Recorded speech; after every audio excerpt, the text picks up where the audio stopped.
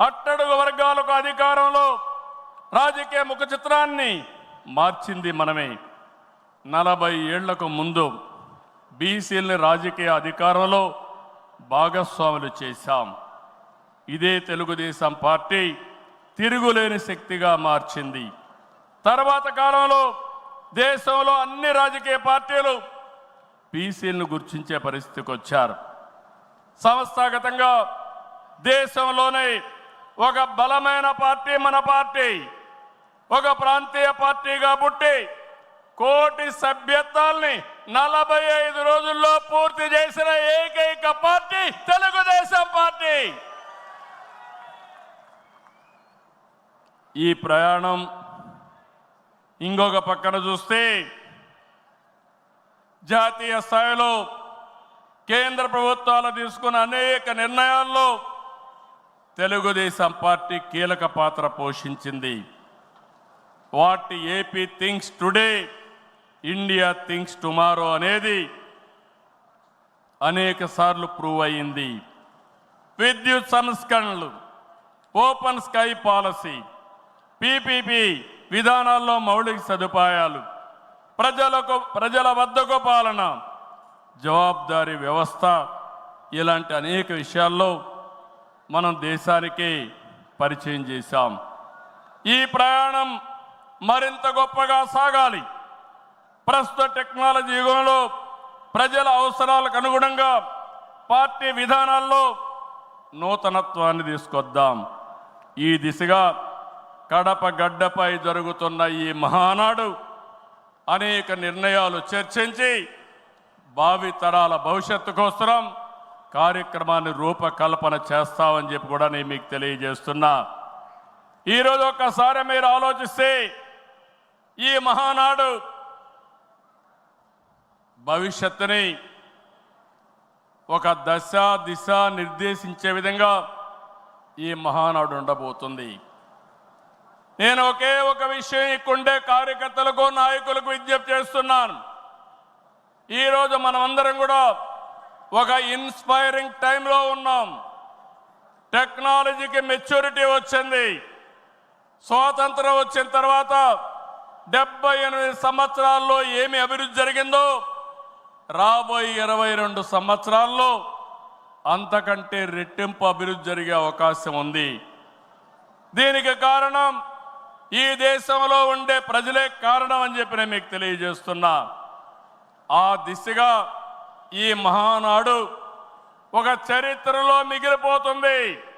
2025 కడప మహానాడు ఒక చరిత్ర తిరగ రాయడానికి దోహదం చేస్తుందని మరొక్కసారి విజ్ఞప్తి చేస్తున్నాను. అందుకే ఇప్పుడే నాయకత్వంతో మాట్లాడినాక నేను మాట్లాడిన తర్వాత లోకేష్ గారు పార్టీకి 6 శాసనాలతో ఒక బ్లూ ప్రింట్ రిలీజ్ చేస్తారు. అదే మాదిరిగా ఈరోజు రేపు మనం లా అండ్ ఆర్డర్ గురించి మాట్లాడుతున్నాం. లా అండ్ ఆర్డర్లో నేను ఒకటే చెప్తున్నాను, నేరస్తులు ఎక్కడున్నా వదిలిపెట్టే సమస్య లేదు. ఆంధ్రప్రదేశ్ అంటే నేరస్తులకు చోటు లేదు. అది నిరూపిస్తానని ఈ మహానాడు సాక్షిగా మీ అందరికీ విజ్ఞప్తి చేస్తున్నా. ఇంకో పక్క నదుల అనుసంధానం, పోలవరం పూర్తి చేసి జలహారతి ద్వారా ప్రతి ఎకరాకు నీళ్ళిచ్చి తెలుగు ప్రజల రుణం తీర్చుకునే విధంగా తీర్మానాన్ని పాస్ చేయడమే కాకుండా ఆచరణ చేస్తాం. భవిష్యత్తులో వచ్చే గ్రీన్ ఎనర్జీ, అదే మరి గ్రీన్ హైడ్రోజన్, అదే మరిగా అనేక ఇండస్ట్రీస్ని నాంది పలుకుతాం. అదే మరిగా ఎక్కడికక్కడ ఏవైతే లాజిస్టిక్స్ ఉన్నాయో రోడ్లు కానీ, రైల్వే కానీ, పోర్ట్లు, ఎయిర్పోర్ట్లు కానీ, అదే మాదిరిగా పోర్ట్లు కానీ, ఇంకో పక్క ఇన్లాండ్ వాటర్ వేస్ కానీ ఇవన్నీ చేసి ప్రపంచంలోనే లాజిస్టిక్స్ కాస్ట్ తగ్గే విధంగా మన ఆలోచనలు ఉంటాయని చెప్పి నేను మీకు తెలియజేస్తున్నా. ఇంకో పక్కన మీరు చూస్తే ఆ రోజు నేను హైటెక్ సిటీతో హైదరాబాద్లో ఐటీ ప్రారంభించాను. ఈ మహానాడు ద్వారా క్వాంటమ్ వ్యాలీ ద్వారా ఆర్టిఫిషియల్ ఇంటెలిజెన్స్ కూడా ప్రాధాన్యత ఇచ్చి తెలుగు జాతిని ముందుకు నడిపిస్తామని చెప్పి నేను మీకు తెలియజేస్తున్నా. ఇంకో పక్కన ఇటీవలే స్వర్ణాంధ్ర విజన్ డాక్యుమెంట్ తయారు చేశాం. కేంద్రం ప్రధానమంత్రి గారి నాయకత్వంతో వికసిత్ భారత్ తయారు చేస్తే మన రాష్ట్రం విజన్ డాక్యుమెంట్ కింద స్వర్ణాంధ్ర 2047కి తీసుకొచ్చాం. మీరు ఒకసారి చూస్తే 2.4 ట్రిలియన్ యుఎస్ ఎకానమీ ధ్యేయంగా పెట్టుకుని ప్రతి ఒక్కరి ఆదాయం 55 లక్షల రూపాయలు ఉండేట్టుగా దాని కార్యక్రమం రూపకల్పన చేశాం. మన సంకల్పం ఒకటి, వెల్తీ హెల్తీ హ్యాపీ సొసైటీ మన విధానం. అందరికీ జీవన ప్రమాణాలు పెరగాలి, జీరో పావర్టీ మన సిద్ధాంతం. 2047కి జీరో పావర్టీ సాధించి దేశానికి ఒక దిశ నిర్దేశిస్తామని చెప్పి నేను మీకు తెలియజేస్తున్నా. ఆ తర్వాత P4 ద్వారా ఆర్థిక అసమానతలు తగ్గించే విధానానికి శ్రీకారం చుడతాం. దానికి కూడా ఈ కడప మహానాడులో చర్చ చేసి ముందుకు తీసుకుపోతాం. అందరూ ఆర్థిక అసమానతలు తగ్గించి ఆరోగ్యంగా ఆనందంగా ఉండడం మన విధానం అని చెప్పి కూడా నేను మీకు తెలియజేస్తున్నా. ఇలాంటివన్నీ మీరు చేయడానికి రాబోయే 10 సంవత్సరాల్లో రాష్ట్ర ఆర్థిక పరిస్థితే కాదు, మనం అనుకున్న విధానాలన్నీ చేసి ఆటో పైలట్లో పెట్టే బాధ్యత మనదని చెప్పి నేను మీకు తెలియజేస్తూ, అలాంటి మహత్తర కార్యక్రమానికి ఈ కడప వేదిక కావడం, చరిత్రలో చిరస్థాయిగా రాసుకోవడానికి మనం అందరం కూడా ఇక్కడ సమావేశమయ్యాం. దీని ద్వారా ప్రపంచంలోనే తెలుగు జాతి నెంబర్ 1గా ఉండేట్టుగా చేసే బాధ్యత మనందరిది అని చెప్పి మరొకసారి విజ్ఞప్తి చేస్తున్నా. ఇవన్నీ చేసుకుంటూనే మీరు ఒక్కసారి చరిత్ర కూడా ఒకసారి చూస్తే కొన్ని కీలక అంశాలపై అందరికీ అవగాహన ఉండాలి. రాజకీయ అవినీతిని ప్రజలు పట్టించుకోరని అపోహలున్నాయి, కానీ ఇది నిజం కాదు. అందుకే అవినీతిపై టీడీపీ ఎల్లప్పుడూ పోరాడుతూనే ఉంటుంది. పోరాడాం, మళ్ళీ పోరాడుతూనే ఉంటాం.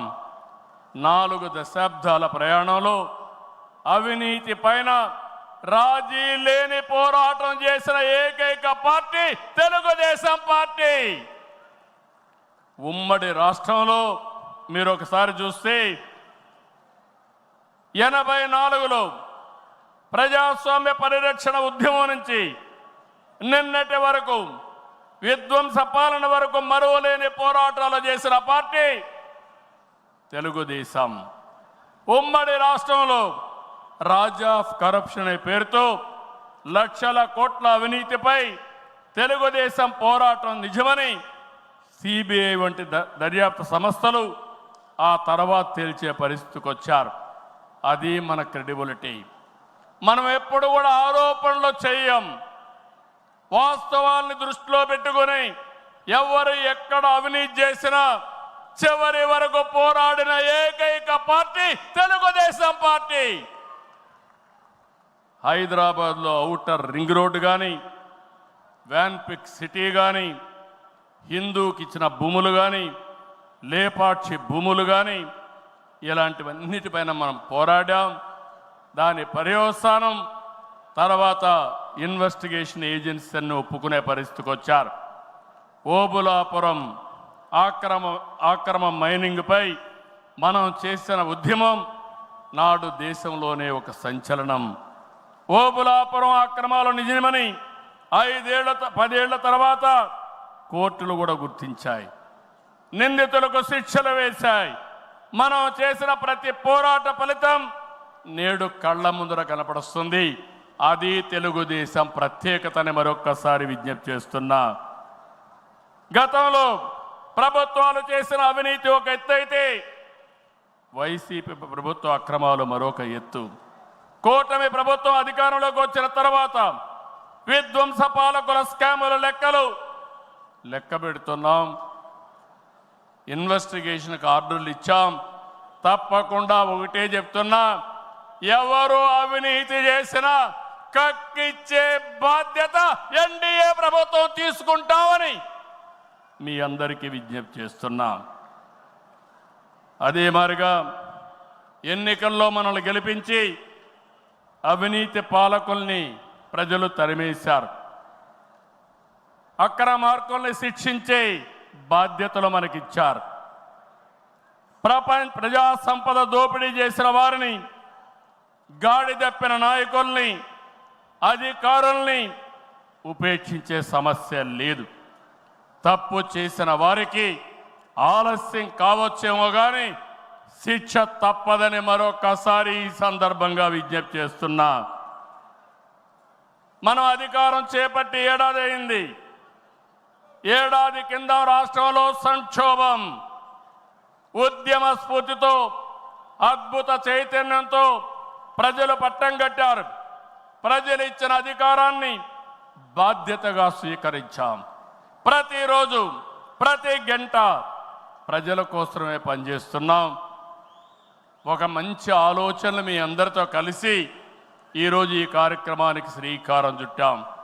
అనుభవంతో, ఆలోచనతో, కేంద్ర సహకారంతో కూటమి ప్రభుత్వం బీజేపీ జనసేన సమన్వయంతో ఒక్కొక్క ఇటుక పేర్చుతూ రాష్ట్రాన్ని నిలబడుతున్నాం.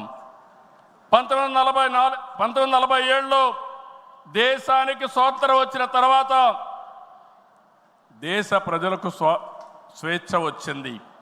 2024లో కాంగ్రెస్ పార్టీని చిత్తుగా ఓడించిన తర్వాత ఆంధ్రప్రదేశ్ ప్రజలకి స్వాతంత్రం వచ్చింది, స్వేచ్ఛ వచ్చిందని మరొకసారి విజ్ఞప్తి చేస్తున్నా. అయితే ఈరోజు మనం ఒక్క విషయం గుర్తుపెట్టుకోవాలి. ప్రజల్లో అశాంతి పోయింది. ఎవరు ఏం చేస్తారో అని అలజడిపోయింది. కూటమి పాలనతో ప్రజలకు స్వేచ్ఛ వచ్చింది. నేడు ప్రతి ఒక్కరు కూడా భద్రతతో, భరోసాతో బతికే పరిస్థితి వచ్చింది. ఎన్నికల ఫలితాలతో చీకటి తొలగిపోయింది. భవిష్యత్తు పైన ఆశలు పెరిగాయి, ఆస్పిరేషన్స్ పెరిగాయి. మన కోట్లిచ్చి గెలిపించారు. తిరిగి వారి జీవితాలు బాగు చేస్తామని మన మీద ఆశలు పెట్టుకునే పరిస్థితికి వచ్చారు. అందుకనే మీరు ఒక్కసారి చూస్తే రోడ్లు, మౌలిక సదుపాయాలు, వ్యాపారాలు, పెట్టుబడులు, ఉపాధి, ఉద్యోగాలు, నోటిఫికేషన్తో అనేక కార్యక్రమాలకు శ్రీకారం చుట్టాం. 64 లక్షల మందికి 4,000, 6,000, 10,000, 15,000 రూపాయలు పింఛనిచ్చే ఏకైక రాష్ట్రం భారతదేశంలో ఆంధ్రప్రదేశ్ రాష్ట్రం. ఏటా 33,000 కోట్ల రూపాయలు నేరుగా పేదల సేవలో మొదటి తారీఖున పేదలకు అందించే ఏకైక పార్టీ తెలుగుదేశం పార్టీ. అన్నా క్యాంటీన్ ద్వారా పేదవాడి ఆకలి తీరుస్తున్నాం. దీపం పథకంతో 1 కోటి మంది లబ్ధిదారులకి 3 సిలిండర్లు సంవత్సరానికి ఇస్తున్నాం. ఉచిత ఇసుక, మత్స్యకారుల సేవలో ఆర్థిక సహాయం, అర్చకులు, ఇమాములు, మౌజములు, అదే మాదిరిగా పాస్టర్లకు గౌరవ వేతనాలు పెంచాం. ప్రజల్ని భూతమలా పీడిస్తున్నటువంటి ల్యాండ్ గ్రాబింగ్ యాక్ట్ని రద్దు చేశాం. డిఎస్సి నోటిఫికేషన్ ఇచ్చాం. మొదటి సంతకం పెట్టాం. మళ్ళీ స్కూళ్ళు తెరిచే లోపల అందరికీ ఉద్యోగాలు ఇచ్చే బాధ్యత మనం తీసుకున్నాం. ఇది నెరవేరుస్తున్నామని చెప్పి కూడా నేను మీకు తెలియజేస్తున్నా. ఇదే కాదు, మళ్ళీ పారిశ్రామికవేత్తల్లో నమ్మకాన్ని కల్పించి పెట్టుబడులు తీసుకొస్తున్నాం. 11 నెలల్లో 6 స్టేట్ ఇన్వెస్ట్మెంట్ ప్రమోషన్ బోర్డు మీటింగులు పెట్టి 76 ప్రాజెక్టులకి శ్రీకారం చుట్టాం. దీనివల్ల 4,95,000 కోట్ల రూపాయలు పెట్టుబడులు వస్తున్నాయి. 4,57,000 మందికి ఉద్యోగాలు వస్తున్నాయని చెప్పి కూడా నేను మీకు తెలియజేస్తున్నా. ఇది ఒక పక్కన మీరు చూస్తే నేను ఒకటే మీ అందరికీ హామీ ఇస్తున్నాను. మీ అందరిని ఇంటింటికి పంపించి మన ఎన్నికల మేనిఫెస్టో విషయాలు చెప్పాం.